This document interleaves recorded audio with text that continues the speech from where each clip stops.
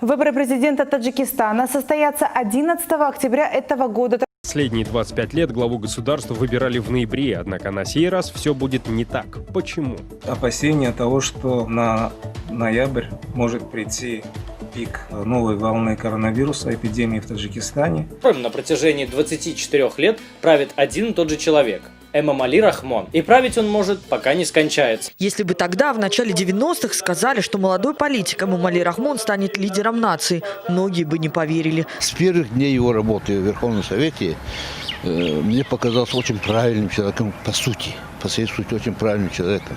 Я на всех заседаниях Верховного Совета Республики он тщательно готовился, выступал с очень тщательно подготовленными своими выступлениями. Кандидаты должны прожить в стране не менее 10 лет, владеть таджикским языком, иметь высшее образование и быть не моложе 30 лет. Все гайки закручены, оппозиционные кандидаты существуют для красоты. А предвыборная кампания еще не стартовала, Рахмон использует все возможности для повышения рейтинга у населения.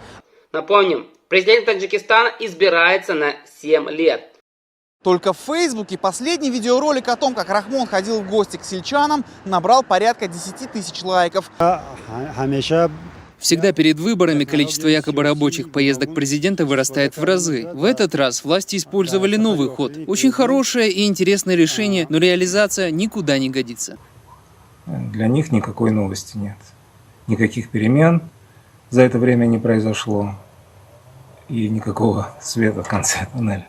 То, что сейчас происходит, те новые политтехнологические игры, которые сейчас реализуются у нас, и особенно по телевидению рекламируются очень широко, они и направлены на то, чтобы вернуть позиции, утерянные позиции, которые существовали, которые потерялись у власти в начальный период коронавируса.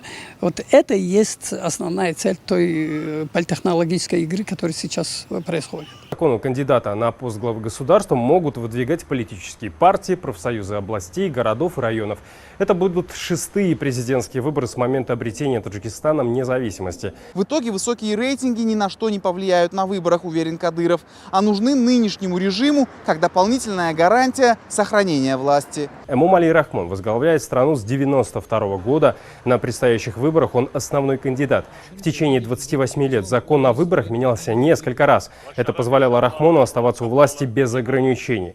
По мнению международных наблюдателей, ни одни из выборов в Таджикистане не были демократическими, прозрачными и не соответствовали международным стандартам. Культ президента Таджикистана с каждым годом набирает обороты, говорит политолог Абдумалик Кадыров.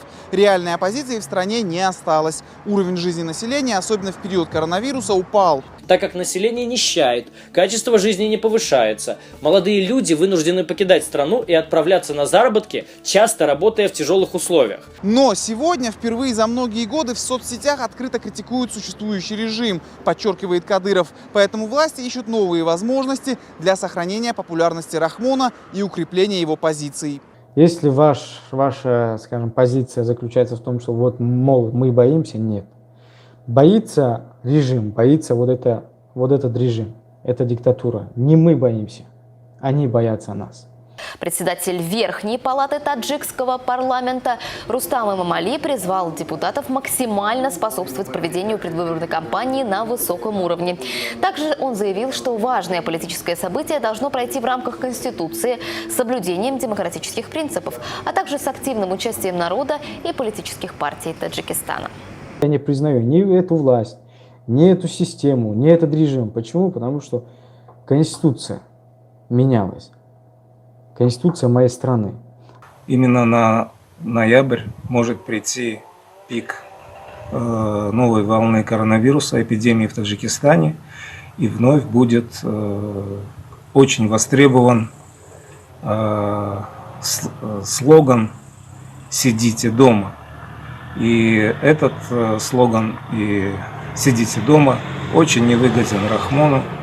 По итогу мы имеем неприятную ситуацию. Страна с красивой природой и трудолюбивыми людьми, находящаяся на стыке цивилизаций, стоит сегодня на грани.